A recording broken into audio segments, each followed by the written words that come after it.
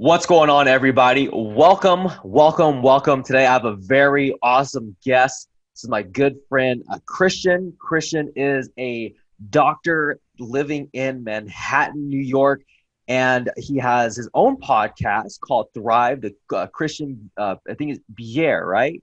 Yeah, that's exactly how you pronounce it. There we go. Christian Bjerre, Thrive Christian Bjerre podcast. And this guy is a hustler. I went on his podcast and I got to learn a little bit more about his story and the hustle he had to go through to get him where he's at. And it was actually very inspirational. I was like, wow, it really put things into perspective. Now, Christian, just for those who aren't familiar with who you are, explain a little bit about your backstory and how you got to being a doctor in one of the, I believe Manhattan is literally the most expensive city in the US. I think so. I think it is. I mean, maybe San Francisco, maybe Boston, they probably are around the same price, I would say. But if you want to go to find the most expensive real estate out there, probably Manhattan, probably. Yeah. Yeah. So yes, I can tell you my story and how I ended up here. So I'm originally from Ecuador. I was born in Ecuador. I'm part Danish, but most of my life I lived in Ecuador. I did high school there. I went to a German high school. All my classes were in German. Math was in German. Physics was in German. It was not fun, but I liked the language, and I got a little bit of good experience from the openness and the spontaneity of being a Latin person and the discipline and almost neuroticism of the German lifestyle and the obsessiveness component, which has been very useful in my life. So I did a little bit of that. Then I decided to do med school. I did it in Ecuador and I took a break in the second year, went to Denmark. I told you the whole story last time we met, but basically I realized that I wanted to do better and if I had just like learned from my teachers and that's it, I would have probably become a mediocre doctor. And I just took a break to really set my priorities straight. I decided to only read in English, medicine in English, and to really just self-study until I would finish med school. Then I applied to come to the US. I ended up doing my residency, my psychiatry residency at Duke University, which is one of the top programs in the country. And then I moved to New York where I did my psycho-oncology fellowship, which is the psychiatry aspect of cancer patients. Wow. And I did this last year at Memorial Sloan Kettering, which I arguably is the psycho-oncology leading institution in the world. And I'm still there. And I'm doing research right now. I'm doing COVID research specifically, and I'm doing also other types of research related to technology and healthcare, to wellness, burnout, and I'm slowly getting into psychedelic assisted psychotherapy for the existential distress of the terminally ill cancer patients as Wow. well. So that's what I'm doing right now. There's a reason I'm in Manhattan. Love this city. Love my friends here. And I don't think I'm going to go anywhere. Nice. So what does it look like in terms of like the research that's coming out with like psychedelics? So are you guys testing things and like seeing what's beneficial, dosages? What does that look like? So specifically when it comes to psychedelics, research started in like around the 50s, well into the 60s, even to the 70s. There was a little bit of grant funds that were spread out in different institutions. Then Nixon came out with the scheduling system. Psychedelics became a Schedule 1 substance and no more research was allowed to be done in psychedelics. But around before that happened, there were really, really promising studies on the use of psychedelics for different conditions, specifically cancer-related existential distress, drug abuse, alcoholism, opioid use, and even cluster headaches. the research was so interesting, and it was just completely cut off. There are other substances that are not quite psychedelics, but were also being researched around that time, and maybe even up to the 80s, MDMA being one of them, for specifically the use of PTSD. Couples therapy, it was something that was used on. And then slowly into the 2000s, early 2000s, it started to resurface very slowly. Way more thought was done around it to really just show safety. To really show safety, to show that it was not addictive. Psychedelics have not shown that are an addictive substance at all. And side effects are like almost non-existent, as long as you do it in a controlled setting. It's very rare that you would get a side effect. And so a lot of really conscious, thoughtful research was done in the early 2000s just to show that this was a safe substance to use. And it has slowly expanded. It has slowly expanded where now there are phase 3 studies underway, specifically MDMA for the treatment of PTSD. Just yesterday, I haven't read this article yet, but it's on my read list. So MDMA right now is being researched for the use of PTSD. It's on the phase 3 trial, hopefully around next year, or maybe beginning of 2022. We'll find out whether it worked, and if it did, the FDA would probably say, okay, you can prescribe this for PTSD. But what's interesting is that yesterday, a study came out showing that the use of MDMA-assisted psychotherapy for PTSD, it's probably the most cost-effective way to deal with PTSD in comparison with any other psychotherapy that is being provided right now. I think that what they showed, I just read a highlight, and what it says is that over the next 30 years, MDMA-assisted psychotherapy would save like insurance companies like around $100 million or so. Wow. So it seems promising for sure. But we have to wait whether it's going to be effective in the ultimate phase of research. Then that's one branch of research that is being done. Another one is psilocybin, which is the active component in what people call magic mushrooms. And that there are phase 2 studies underway. And just to explain very quickly what these phases mean is that the FDA has a very systematic way in which to test substances. First, you have, when it comes to human research, you have phase 1, phase 2, and phase 3. Phase 1, you just give the particular intervention, this drug, to healthy people and just make sure that there's no side effects. Then you go to phase 2, in which you give it to people that have the condition that you wish to treat, but just a small number of people to see if there's actually a difference. And then if those are positive, then you can go and move along to phase 3 studies, in which you ideally grab a big chunk of the population, and you want that population to be diverse, so that you know that it works in different types of people, and in a grander scale, because you could say that if it's only working in a small number of people, it could have been just random, like just those people got benefit. But if you pick a bigger chunk of just a bigger sample, then it's less likely that the results are due to chance.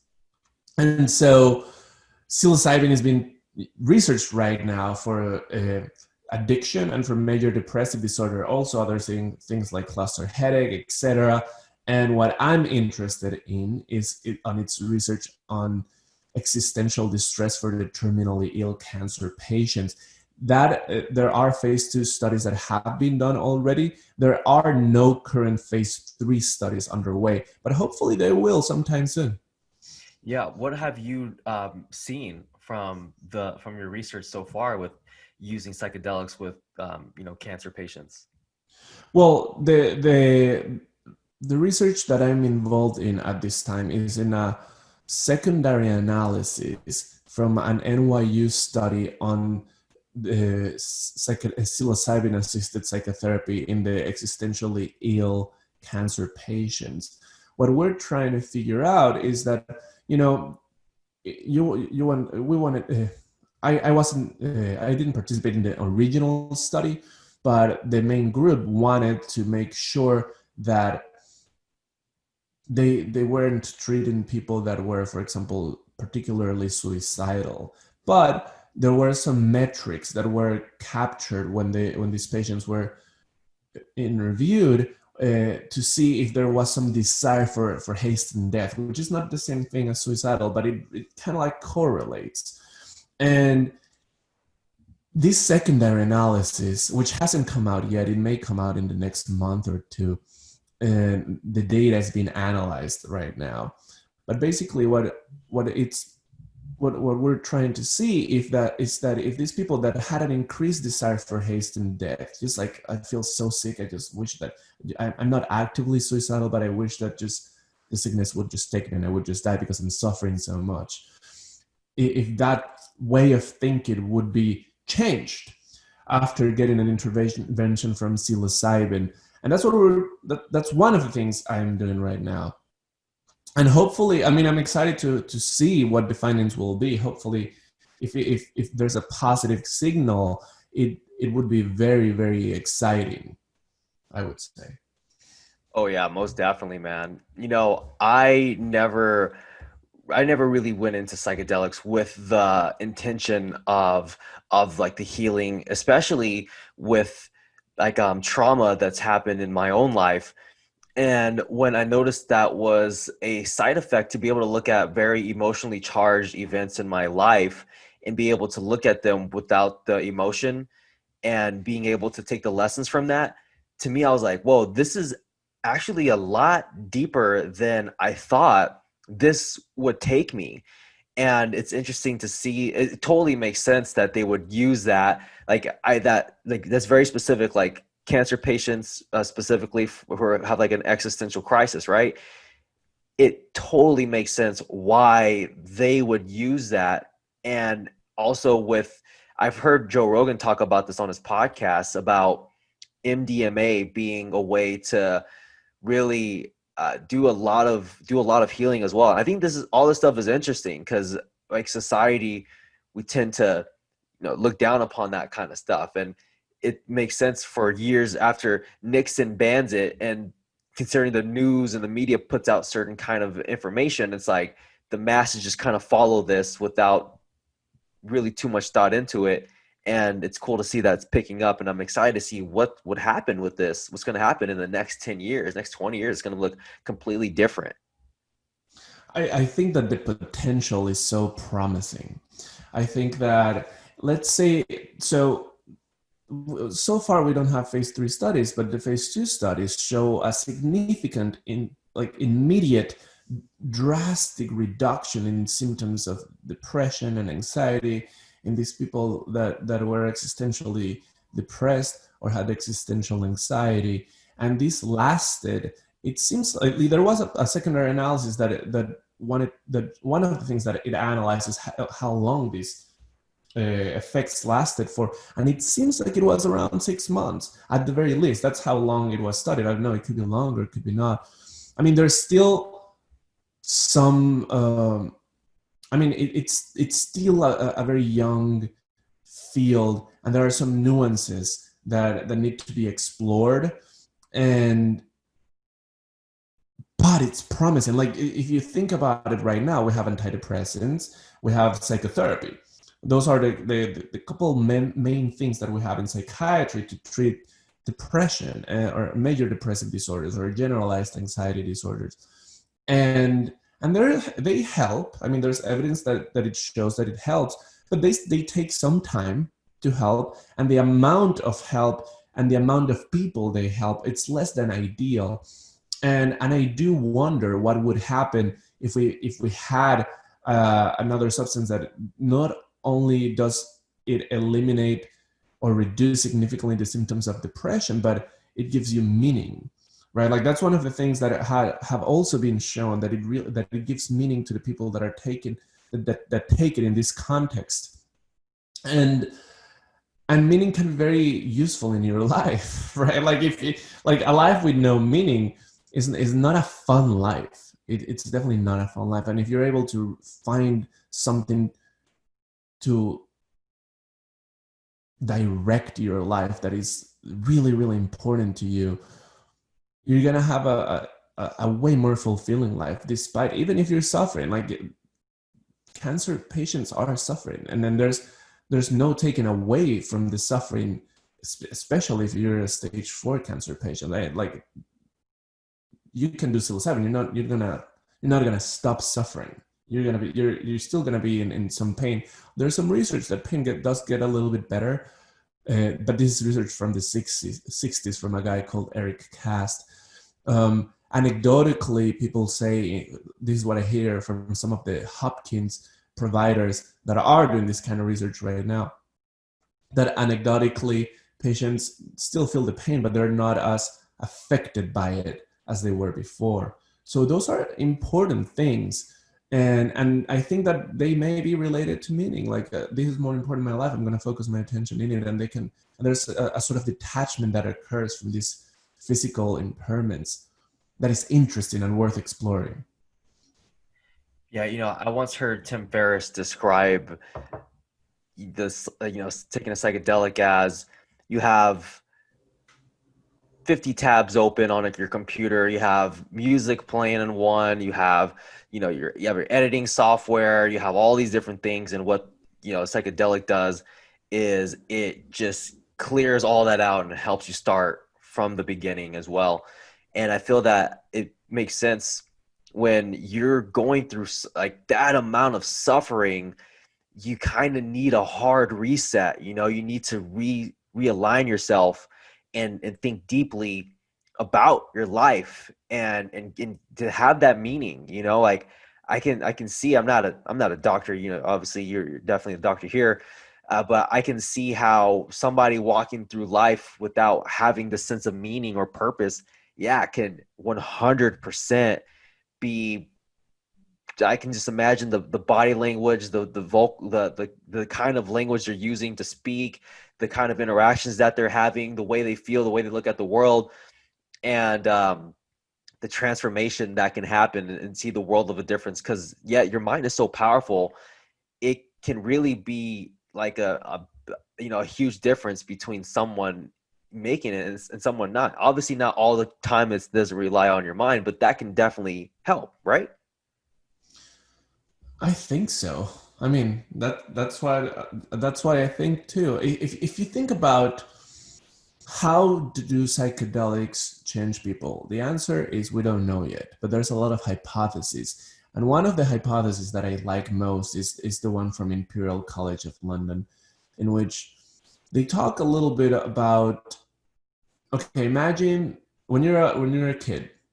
You're a kid. You come into this world and you absorb information. You don't make a lot of interpretation, in the beginning. You're kind of like a camera. Imagine a camera taking pictures or taking video. It's raw image, raw video files that weigh a ton of like megabytes. I don't know, depending on the quality.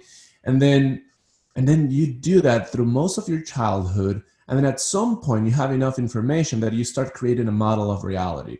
And that model of reality is really what helps you base your action. So now you really don't have to be absorbing what reality is. It's not that you're absorbing the images and the sounds and the people and the way that people treat you and how to react when people treat you to survive, right? It's all about survival when you're a little kid, because you need the help of your parents. So you want to make your parents happy when you're a little kid. You want to make sure that like you don't know they're not going to kill you. They're not, most case scenarios, one would hope that they're not going to hurt your kid, but you as a kid like don't really know. You're just reacting to what's happening in your environment, and so you create these ways of behavior that promote your survival. But then what also happens is that as you're absorbing this information and creating this model of reality, you translate that model of reality to every single other experience in your life.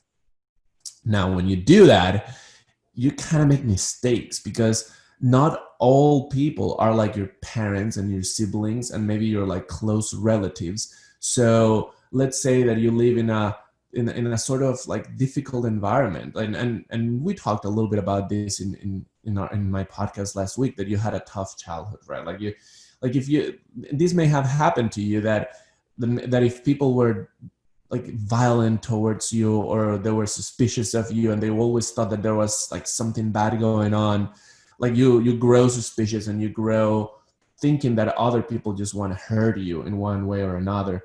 And then that's your model of reality. And you think that's truth, but that's not necessarily truth. And then suddenly you go to a psychedelic assisted psychotherapy session, and what the hypothesis says here, there's multiple aspects of it. I'm overly simplifying it, but one of them is that this model of reality that is mostly held in your in let's say like your frontal cortex, it's kind of like shut down. It's shut down, and then suddenly you start absorbing reality once again as when you were a kid.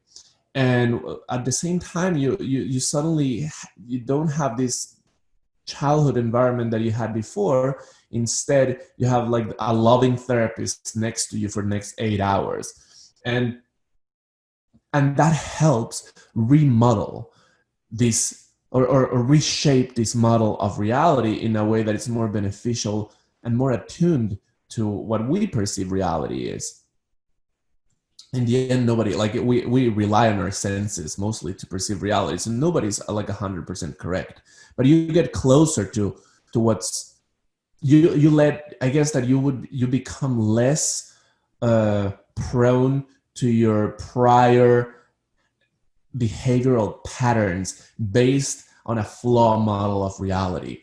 Now, after that session, you still have to make sure that you continue reshaping your behavior, because a lot of these patterns that you have are based on habit. So you're going to have to change your habits regardless, and that's your individual work. So psychedelic assisted psychotherapy is not going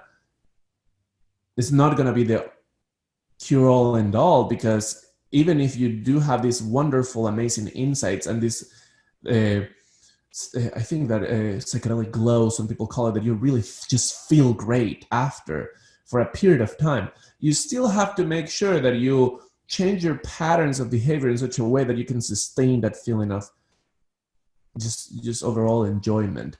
And that will require a ton of things. I have a podcast with a shaman and also a physician that works in Ecuador, and we were talking a little bit about this, and something he says is the tribe is something that shamans teach a lot to people, in the sense that, okay, you did this thing, you realize what you need to do better, now you go do better, but change your tribe, and in such a way that the people you surround yourself with are more prone to do the things that you want to change in your life. So if you want to stop drinking, well, maybe hang out with people that do more sports. If you want to, I don't know, if you want to make more money, well, hang out with people that make more money, and let those habits like sink in your life as well. So the personal responsibility regarding change is not affected by psychedelics,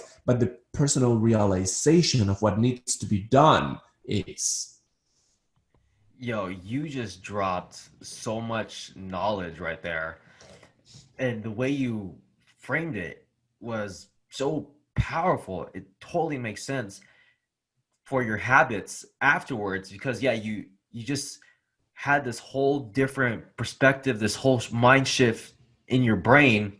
And I also think it's very important, as you said, with the therapist being by your side for 8 hours, it's very important that you take that time to digest what happened. And instead of you take it the next day, you're back out into the real world. It's like, wait, you take it, and then let me rest, let me digest everything, let me process everything. And when you talked about the tribe, I believe that's 100% the truth, because I used to be this really undisciplined person, smoked weeds, every single day, watching anime shows and watching TV. And I wanted to change in my life. And I knew that if I wanted to change, I had to be around other people who were also hustling. And the biggest reason why I am able to wake up early in the morning and meditate and do my push-ups and journal and all that stuff is because my tribe also does that. My tribe takes cold showers. To us, it's such a normal thing. It's actually weird if you don't take cold showers. Like, it's almost like, why aren't you taking cold showers? That's something that you should be doing.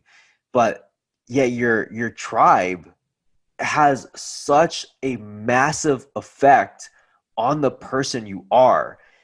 And for you, like, we met like at a business conference. When did it occur to you to start surrounding yourself around, smarter people and more ambitious people?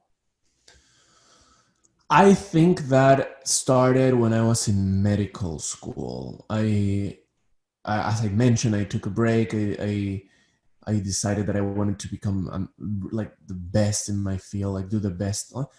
The best, I don't know. Like, I don't think that you can actually quantify the best, but I wanted to really push my field forward, and I knew that in order to do that, I wanted to get trained by the best and to be in a place where everybody around me is excellent and really holds their practice and the research to the utmost level of ethical and just the pursuit of knowledge.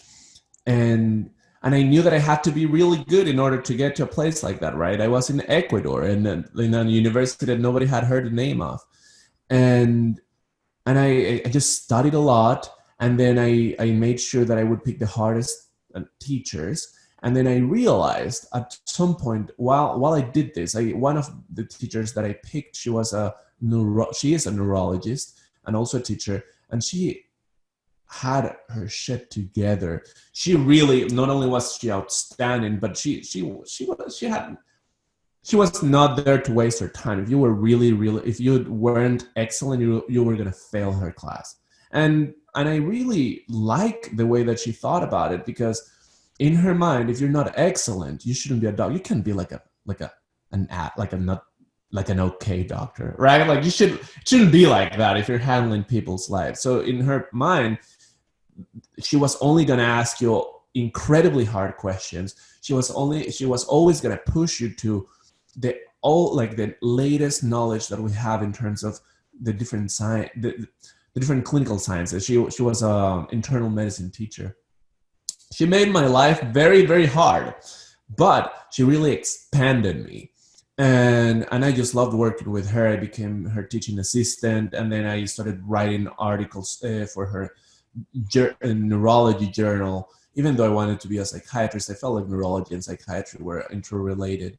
And then at that point, I realized, oh, I became better because I was like hanging out with somebody that does better. And then it became also kind of natural. I had friends. Mine was like a big medical school, and I had some friends that wanted to practice in the U.S. and they knew that in order to practice in the U.S., you needed to be like top in your class. And so we just naturally started hanging out. And so what ended up happening is that we probably wouldn't get drunk every single night, right? Like we just wouldn't do that. We still partied.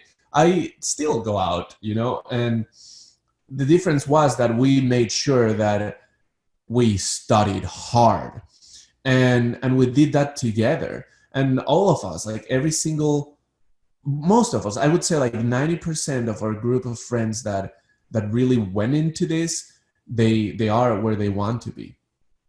And then that's when it consolidated. And then I just kept doing it. And then I came to Duke, like everybody was exceptional, but then I did look for somebody that I respected their work ethic and their intelligence and their habits the most.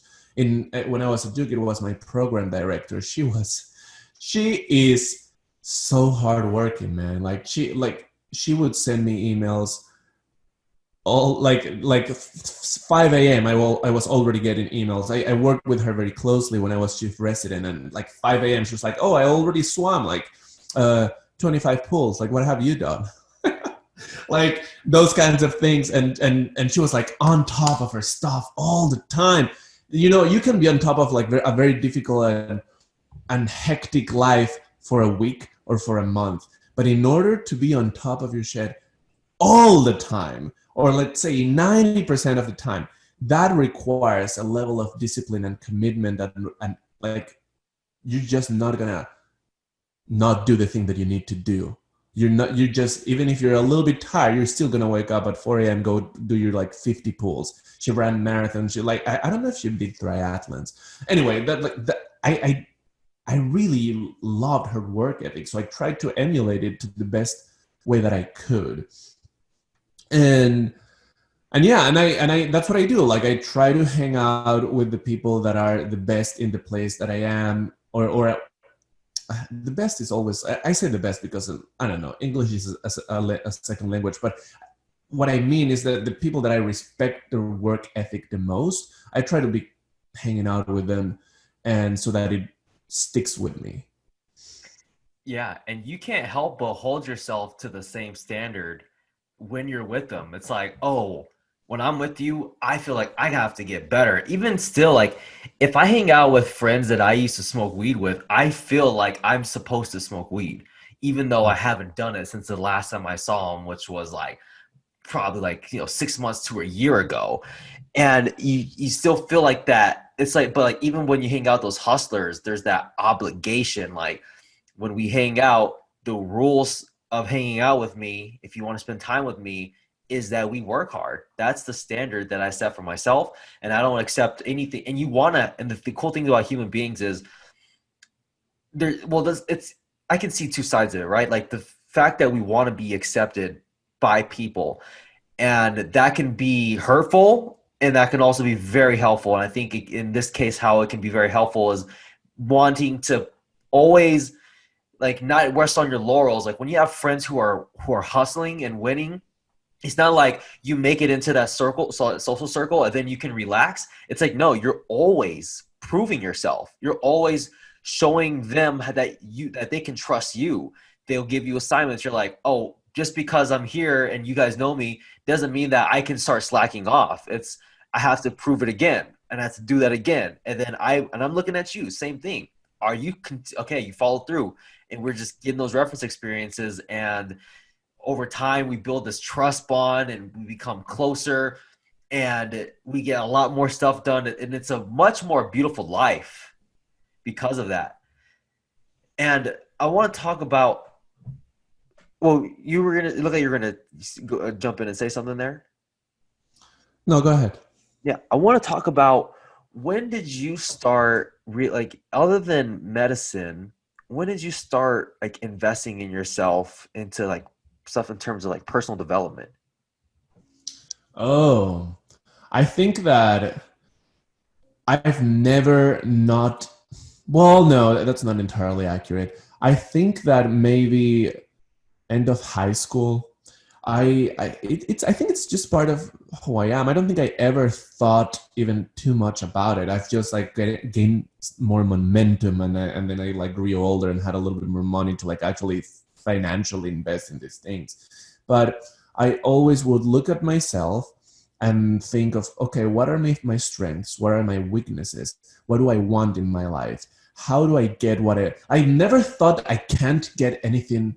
If there's something that my parents taught me, like put very well in my mind or in my unconscious mind, is that I have never thought that I can't get something, whatever that is, in my life. I mean, there's some, like, I can't be like another race, right? Like there are some things that I can't really change because I am like what I am. But in terms of like attainments in my life, I've never thought that I couldn't do it. So I would always look at myself, sometimes more when I was younger, maybe less objectively so, but as I grow older, more objectively so. And I would say, okay, what are my strengths? What are my weaknesses? What do I want in my life? And how do I get there? So every time that I would sense or notice a weakness in one aspect of my personality, and that would prevent me from getting where I wanted to go, I would make sure that I find a way to fix it. When I was younger, I was like very introverted guy, which comes as a shock to my current friends. but I was very introverted, and I realized that I needed to become like less. My dad was also like an extremely extroverted dude, so I could see the contrast in his behavior and my behavior, in the sense that if I went out with my dad to like buy some fucking groceries, like I'm not joking you, like 10 people on the way to the grocery shop would stop him and say hi to him because he was friends with him. Same thing on the way back. So then I'm like, wow, this is crazy.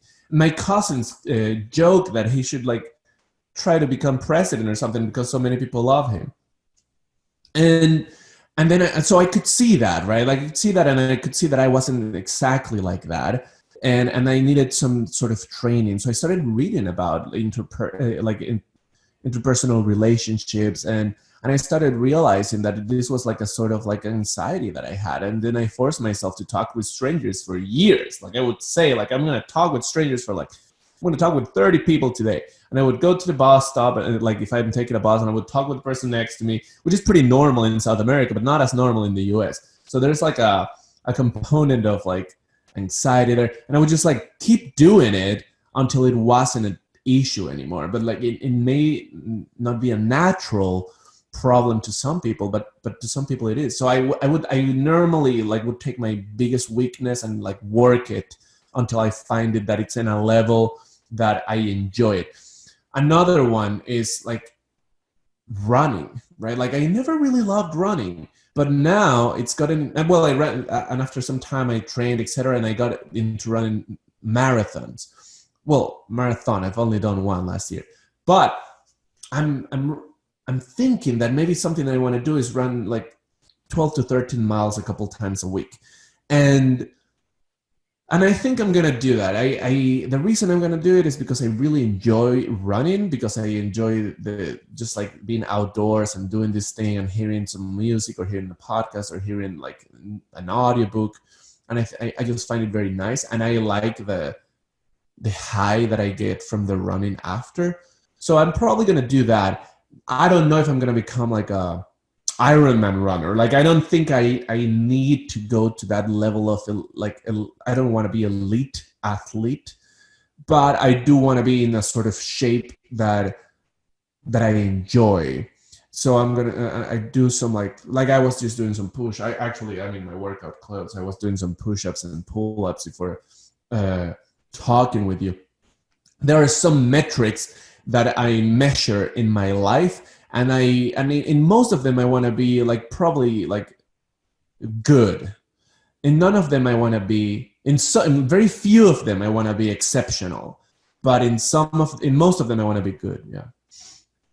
I want to dive a little bit deeper into running, because on your podcast, you talked about how you actually don't like running as much because you have friends that love to run. You're like, what? And now you're actually liking running a lot more. Personally, I cannot stand running. I don't like to warm up. I don't like to stretch. I don't want to go on the run. I hate the entire run, but I do it because it gets me stronger mentally. What got you into running initially?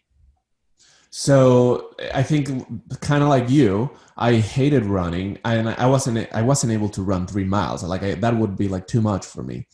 And my friends were runners, and I felt like I was a little bit out of shape. So I talked with my friends, and I just wanted the challenge. I just wanted to tell myself, I had this in my bucket list of life. One of the things I wanted to do is run a marathon. And I said, well, we're here. My friends are runners.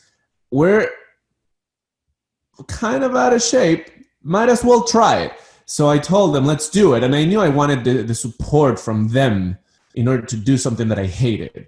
So I said, let's just do it. And then they love running. So they're like, yeah, let's do it. So then I trained myself all the way to the half marathon. I hated the whole training. I got a bad knee pain for a while. I almost didn't finish the race because of the pain that was so bad.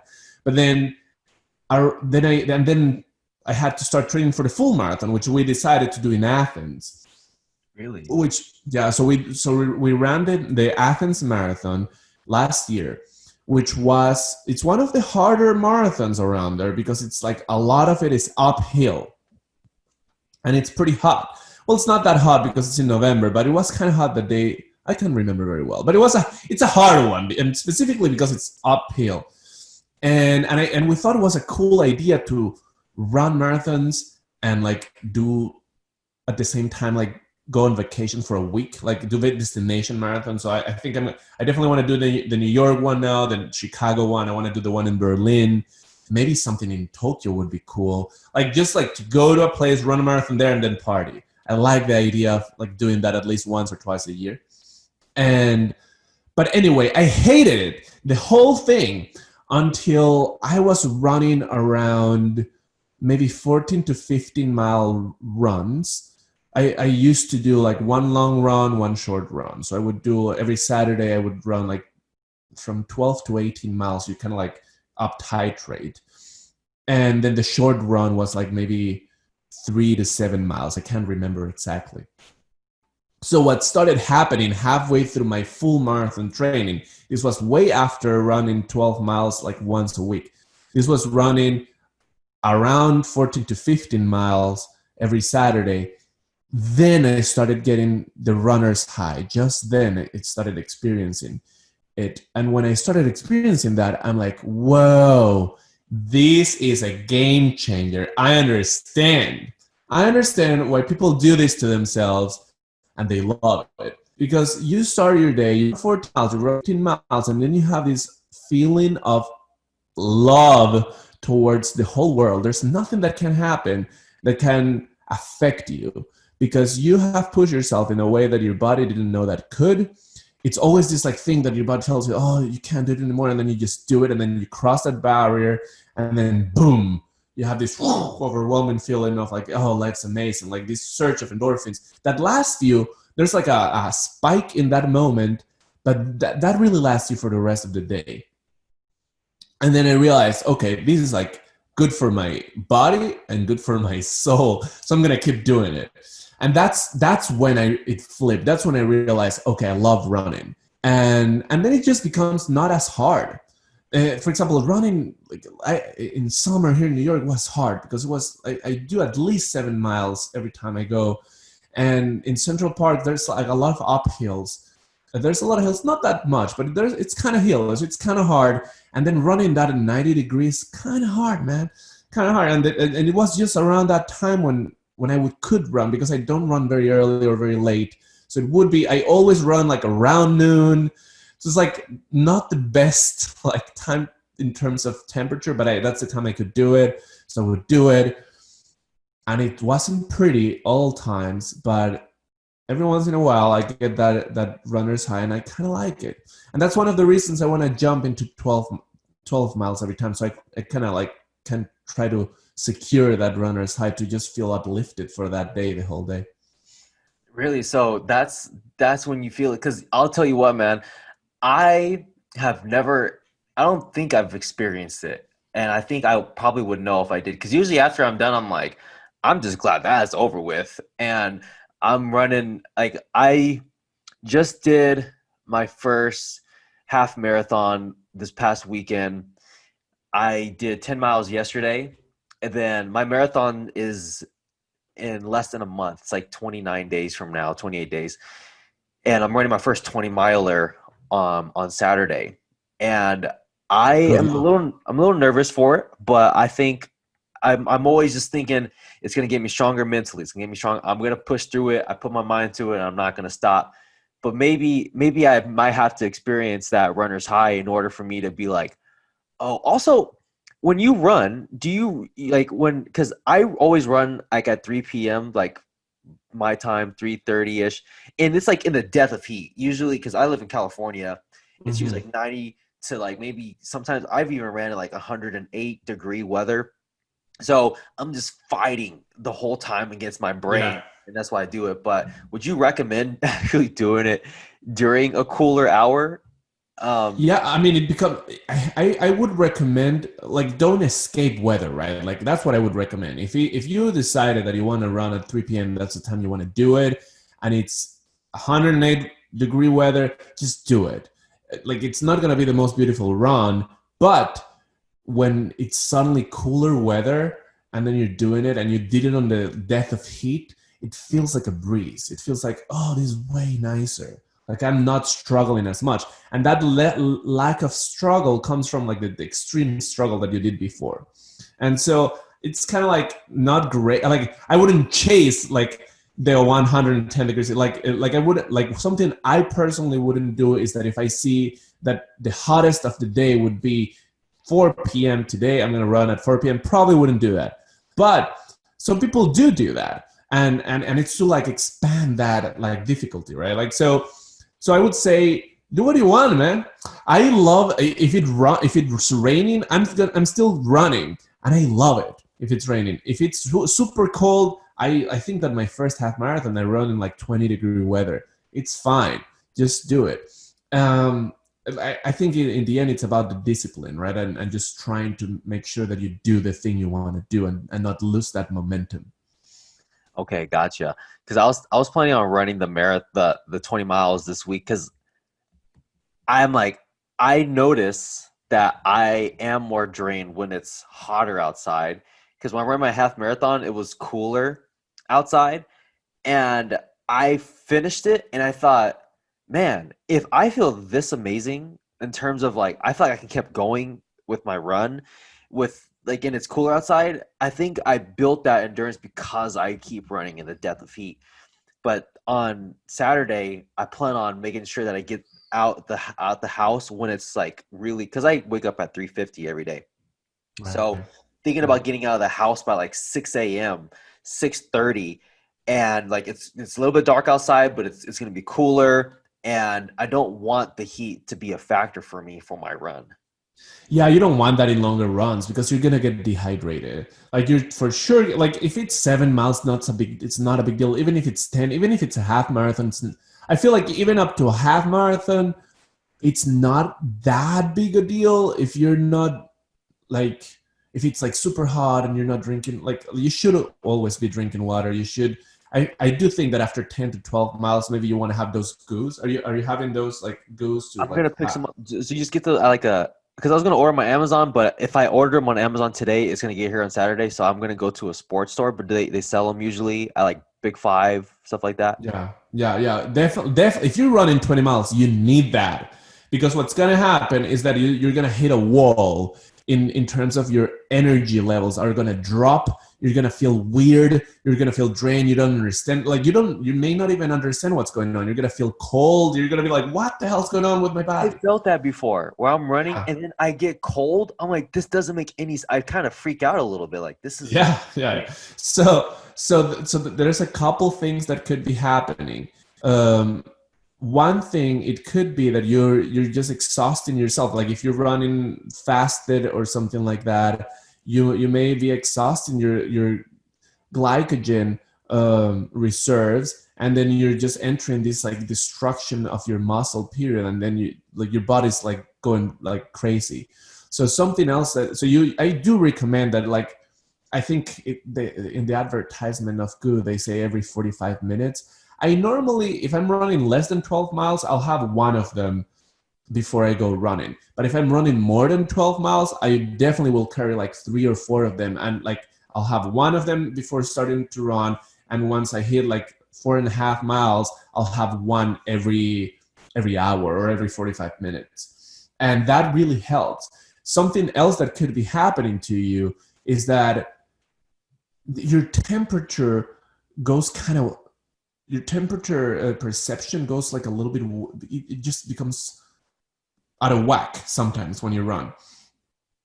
And what will happen is that suddenly you finish the run and you're going to feel super, super cold.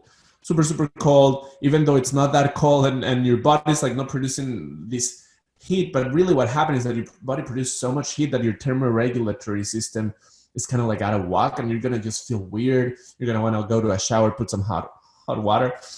So that's like a temporary thing. If like you're damaging your muscles, which has happened to a friend of mine's, if you're damaging your muscles because you didn't hydrate very well and you didn't have enough carbs before a long run, you will have something called rhabdomyolysis. Rhabdomyolysis, it's I guess the English way to say it.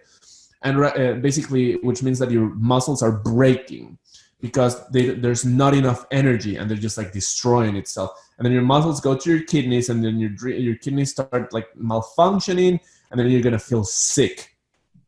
So make sure you hydrate, and make sure that you take these goos, because it's just useful. And even with all of that, you may hit a wall when running a marathon for your first time. Like even with all of that, you're gonna be at mile, like, I don't know, 23, and your body's gonna shut down. I mean, it hasn't happened to me, but I know that it has. I know it's like a very common thing to happen in your first marathon.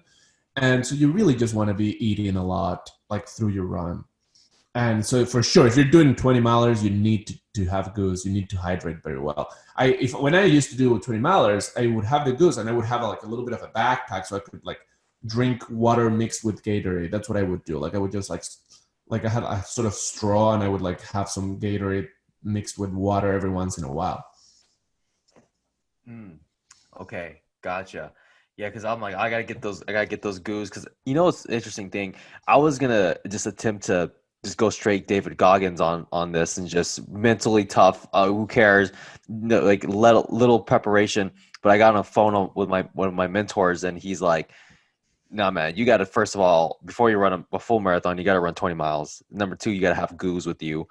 And never even crossed my mind. So even though I'm a little bit less than a month away, I'm a little bit, I feel like I've been training this whole time, but I feel now I feel a little bit more prepared. So I'm excited, man. Just Yeah. one more question before we start to wrap this up. How did you feel about yourself, or how did that feel once you first completed that marathon? Did all that training feel worth it? Because I keep thinking about that. I'm like, this training sucked. It wasn't that much fun. I feel like I'm going to keep going because I'm going to keep getting mentally tougher. But I feel like maybe if the marathon, if I feel amazing, like I hit this huge accomplishment, I would probably run some more. But how did you feel after that? I felt great, but the thing is that I made sure to combine that with a lot of positive reinforcement. So I do feel healthier when I run. If I don't run, I don't feel healthy. So that's just like ingrained in my body now. It wasn't like that at the beginning, but I feel like that now. And that's one aspect of it. Another aspect of it is that if I'm going to run a marathon, I always tie it down with vacations. So I'm going on vacations with my friends that are like my best friends from my childhood, and we're going to explore a new city that I have never explored in my life. And I'm going to have just a lot of fun. I'm going to eat in amazing restaurants. I'm going to drink amazing drinks. I'm going to hang out in cool places, and I'm going to run a marathon. And so it's all this mixed, like the reward, like let's say like the marathon's on Saturday, I will fly to that place on Thursday, acclimate, relax on Friday, then I run, and then I did it, and then I have a week worth of reward and a vacation. So in that way, it's cool, and that's how I do it. And for me, that's the way that I've integrated into my lifestyle. Because, you know, something that I've been thinking a lot about lately is that a lot of people like drinking, and a lot of people like doing different types of drugs, whether it's like legal drugs or not. And that's fine with me. I'll drink every once in a while. But if I'm hanging, I want to make sure that I want to live a long time, and I want to be healthy a long time. So I want to make sure that the people I'm hanging out with are doing stuff that are going to make them healthy as well. And because it's either you are creating new habits in your people, or your people are creating new habits in you. And so what I'm trying to do is like play tennis with my friends, and I try to go running with my friends, and try like let's do like a fucking picnic or something, instead of just going to a bar and drinking, you know? And so I'm integrating my lifestyle and my fun in activities that are good for me, that I enjoy. And yes, I'm gonna like drink, and I'm gonna like go to a party, and I'm gonna go hit a club, but I'm gonna be healthy 90% of the time. And that's kind of like how I do it. Wow, I love that, man. That's very powerful, because that's actually my birthday week. I'm doing it the day before my birthday, so it just makes me think, yeah, maybe I should actually celebrate my birthday and all that stuff. Because I was thinking, that's it, and then what's the next thing? But I should take some time to reward myself. And Yeah, man. Yeah. Thank you, man. So, Christian, is there anything you wanna give in terms of some like some of the most profound life advice or whatever it is, something that you want to give to somebody in terms of what would you say that helped you improve your life, or something, some kind of wisdom or knowledge that you would want to end this on, that people can take on and go change their life? Okay, if you want to change your life, be objective about it. Like take some like be mathematical about it. Like pick one thing that you can measure and set a goal that you can measure, and just one. Don't set 20. You set one goal that you can measure, let's say, and add it in and say, I'm going to do it in this amount of time. Set yourself a goal that is trackable and measurable. Set yourself an amount of time and create a realistic plan. And once you did all those things, just do the plan. Just follow the plan, and follow the plan on a daily basis. Like make sure that you can track things on a trimester kind of way. Make sure that you can track things on a weekly kind of way, and make sure that you can track things on a daily kind of way. So at the end of the day, you feel good about you doing your daily thing. At the end of the week, you feel great about fulfilling your weekly goals. At the end of the month, you feel great about fulfilling your monthly goals and your quarterly goals. And then by the end of the year, you rocked it. And then you feel amazing because you did that one thing that you maybe didn't even think that was possible. And then you create another goal, and so on and so forth until you die. Solid, man. Christian, Yeah. where can everybody find you and listen to your podcast, and where can people get in contact with you? Yeah, you can find me in all the platforms, from like Apple Podcasts to YouTube. It's called Thrive, the Christian Bjerre Show. You can find me on Instagram. I advertise all my stuff there. It's Christian Sferens, which is kind of a mouthful, but I'm sure you'll be able to see it once Greg posts it. So thank you, man. Thank you for having me. It's been Of course. great talking with you. Hey, likewise, man. Can you spell beer for us, Uh, for our audience? B as in Brown, J as in Jacob, E as in ear, R as in radio, R as in radio again, E as in ear. Awesome. Well, hey, everybody. Hope you enjoyed this chat as much as I did. I had a ball. Christian, thanks for taking time here today to give some value, man. I really do appreciate you, brother. Thank you. Likewise, man. Good luck in your marathon and happy birthday. Appreciate you, my man. See ya.